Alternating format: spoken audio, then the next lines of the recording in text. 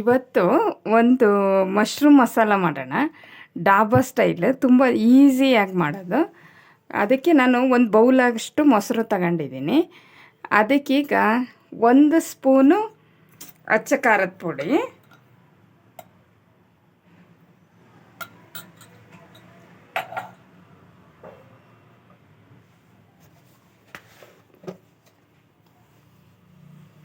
ಅರ್ಧ ಸ್ಪೂನಷ್ಟು ಅರಿಶಿಣ,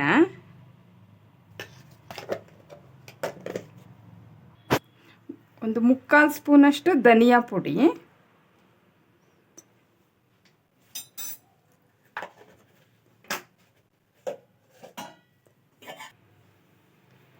ಇದು ಜೀರಿಗೆ ಪುಡಿ ಸ್ವಲ್ಪ, ಅದು ಅರ್ಧ ಸ್ಪೂನಷ್ಟು, ಸ್ವಲ್ಪ 1/4 ಸ್ಪೂನಷ್ಟು ಗರಂ ಮಸಾಲ. ಅದೇನು ಸ್ವಲ್ಪ ಮಸಾಲ ಕಮ್ಮಿ.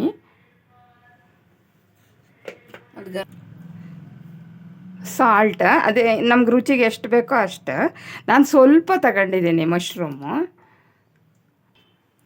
ಸ್ವಲ್ಪ ಕಸೂರಿ ಮೇಥಿ, ಅದು ಕೈಯಲ್ಲಿ ಉಜ್ಜಿದ್ದೀನಿ. ಈಗ ಮ್ಯಾರಿನೇಟ್ ಮಾಡೋಣ. ಅದು ಸ್ವಲ್ಪ ಮಾಡಿ ಒಂದು 10 ನಿಮಿಷ ಬಿಡಬೇಕು.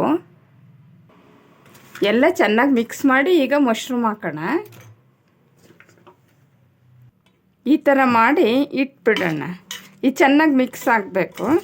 ಆವಾಗೆಲ್ಲ ಉಪ್ಪೆಲ್ಲ ಹಾಕಿದ್ದೀವಲ್ಲ, ಉಪ್ಪು ಖಾರ ಇದಕ್ಕೆ ಹಿಡಿಬೇಕು. ಅಷ್ಟೊತ್ತಿಗೆ ಒಂದು ಒಗ್ಗರಣೆ ಮಾಡೋಣ.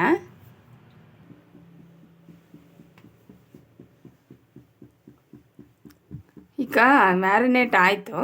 ಈಗ ಒಂದು ಒಗ್ಗರಣೆ ಮಾಡೋಣ.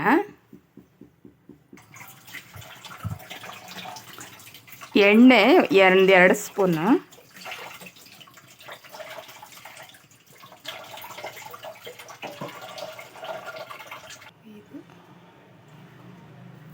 ಒಂದು ಸ್ವಲ್ಪ ಜೀರಿಗೆ,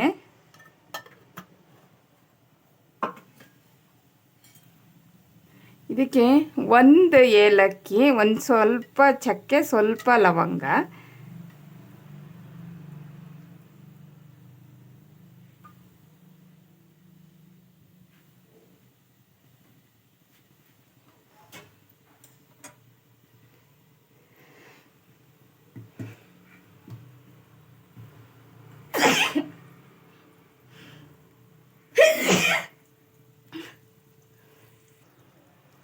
ಒಂದು ಹಸಿಮೆಣಸಿನ್ಕಾಯಿ. ಅದು ಖಾರ ಇಲ್ಲ, ನಮ್ಮ ಖಾರ ಎಲ್ಲ ಅದಕ್ಕೆ ಹಾಕಿದ್ದೀವಿ. ಈರುಳ್ಳಿ ಸಣ್ಣದಾಗಿ ಹೆಚ್ಚಿರೋದು,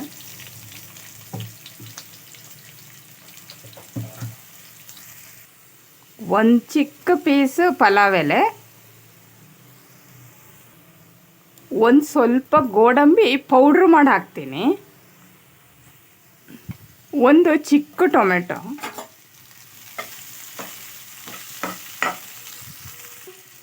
ಸ್ವಲ್ಪ ಶುಂಠಿ ಬೆಳ್ಳುಳ್ಳಿ ಕ್ರಷ್ ಮಾಡಿರೋದು, ಅದೇನು ಪೇಸ್ಟ್ ಮಾಡಿಲ್ಲ, ನೈಸಾಗಿ. ಇವಾಗ ಮ್ಯಾರಿನೇಟ್ ಮಾಡಿಟ್ಟಿದ್ವಲ್ಲ ಮಶ್ರೂಮು, ಇದನ್ನು ಹಾಕೋಣ.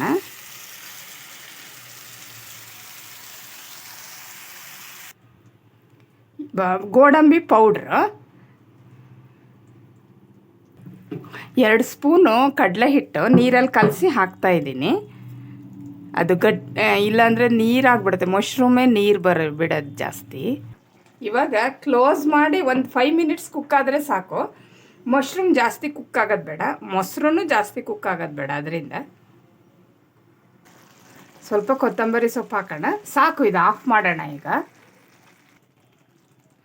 ಈಗ ಆಗಿದೆ. ಇದು ಚಪಾತಿಗೆ, ರೊಟ್ಟಿಗೆಲ್ಲ, ನಾನ್ ಕುಲ್ಚ ಅದಕ್ಕೆಲ್ಲ ಅಂತೂ ತುಂಬಾ ಚೆನ್ನಾಗಿರುತ್ತೆ.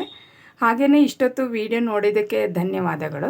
ಸ್ವಲ್ಪ ಜಾಸ್ತಿ ಲೈಕ್ ಮಾಡಿ, ಶೇರ್ ಮಾಡಿ, ಸಬ್ಸ್ಕ್ರೈಬ್ ಮಾಡಿ ಪ್ಲೀಸ್. Thank you.